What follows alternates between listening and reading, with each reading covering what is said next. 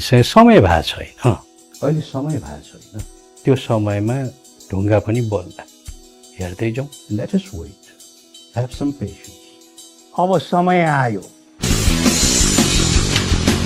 भग्ने होइन जति लड्ने नेपालीको बानी हुन्छ, कहिले नझुक्ने शिर उभेको स्वाभिमानी नेपाली हुन्छ।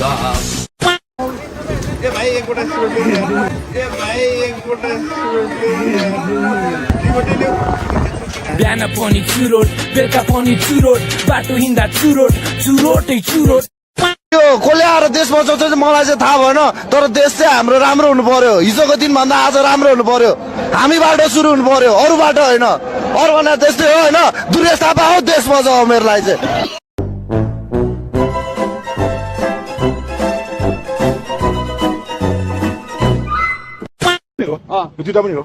होइन यो होइन क्या, ऊ त्यो तपाईँहरू मिलेर पैसा खाइरह्यो काङ्ग्रेसबाट, तपाईँहरू मिलेर पैसा खाइरह्यो काङ्ग्रेसबाट। क्रियापट्टि भवन खत्तम।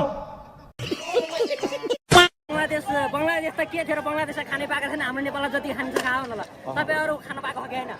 भोक लागेको छ कि छैन? के खानु हो तपाईँहरूले? ए फलफुल आएको, हामीले फलफुल ल्याएर खुवाइदियो केटा। मेरो खराब पानी छ, मेरो खराब पानी छ, मेरो खराब। तपाईले बुझ्नु भएको छ के भइरहेछ?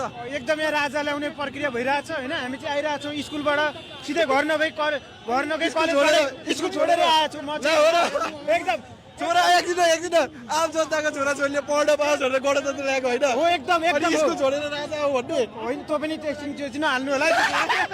हामी हेरेको हेरे, हामी हेरेको हेरे, हामी हेरेको हेरे। एउटा मात्रै पोइन्ट भनिदिनु। यहाँको नाम? मेरो कमल गुरुङ। कमल गुरुङ कहाँदेखि आउनु भएको? हो धादिङ जिल्ला। आन्दोलनकै लागि आउनु? आन्दोलनको लागि आओ। म एउटा मात्रै कुरा भन्छु सर है, मैले चाहिँ केपी र सेरे चाहिँदैन, गणतन्त्र फाल्न पाइँदैन।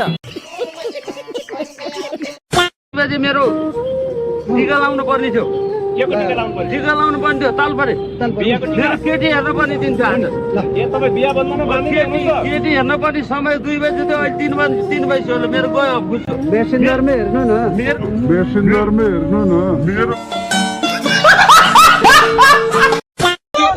बुझेछु नि, किन नबुझ्नु भाइ? अब यो देशमा राजा चाहियो हजुर। यो देशमा चाहिँ नि धेरै किन चाहियो? म त राजाकै पालामा जन्मेको। राजाले कति राम्रो गरेको थियो होइन, पुलिसमा जागिर खान पाएको थियो। अहिले माओवादीले गर्दाखेरि मेरो जागिर नै चिप्ल्यो, जागिर नै गयो। तपाईँले सिग्री चाहिँ अलिक चोरी हुने चिजहरू सुरक्षित सरकारले राख्नु पर्दैन त? के दादा भाइ होसै भएन। आन्दोलनमा अब के गर्नुहुन्छ? अब के गर्ने, रुने बाहेक अब के गर्नु मैले। अब खत्तम। By by, Tata. माया कसम भाग्दैन, भगवान कसम भाग्दिनँ म। यिनीहरूले मलाई चिनेकै रहन्छ। मान्छे भाग्ने ठाउँै मैले देखेको छैन। म कहाँ भाग्छु? म भाग्दिनँ नि। आयो तेरो सर बाटो खाली गर।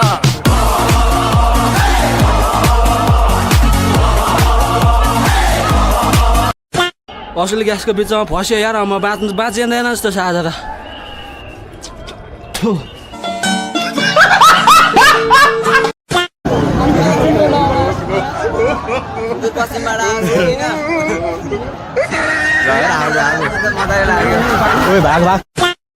पर्यावरण लडाइँ पनि गर्नु सक्छु भनेर पाइट लगाएर आएको।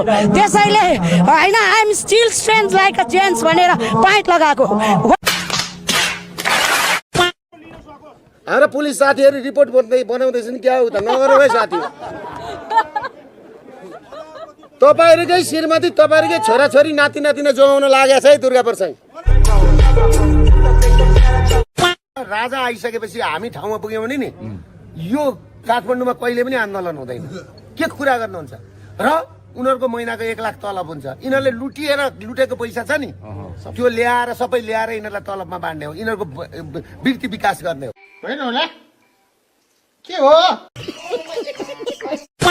कति गनाइरहेछ लोकतन्त्र भनेको लुटतन्त्र मचाइरहेछ। अब पहिला राजाको पालामा श्री पशुपति नारायणले के अरे नेपाली जनताको रक्षा गरोस् भनेर समाचार सुन्न पाइन्थ्यो।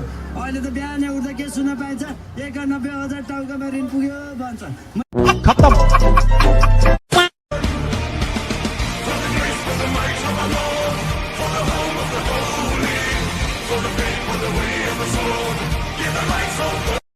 आयो तेरो सर बाटो खाली गर।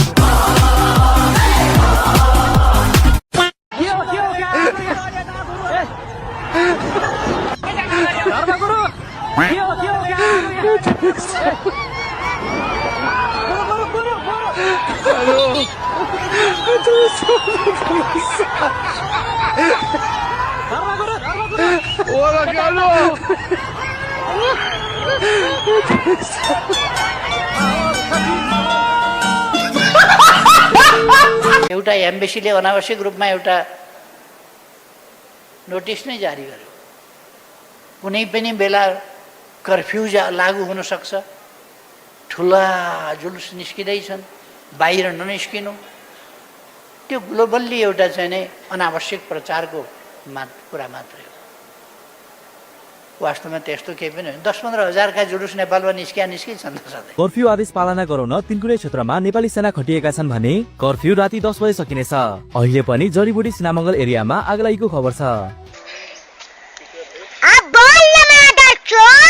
खत्तम। अन्तिममा केही भन्दिनँ त, तपाईँबाट इन्डिङ गर्दा कस्तो राम्रो हुन्छ होला। अब यो आजको यो र्याली देखेर अवश्य पनि यो गणतन्त्रको गाँड त हल्लियो होला है।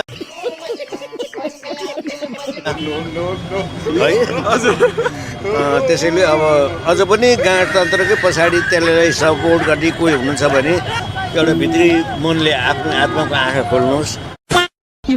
जनताले तपाईलाई जवाब दिन्छन्। हुइज के हुइज एमाले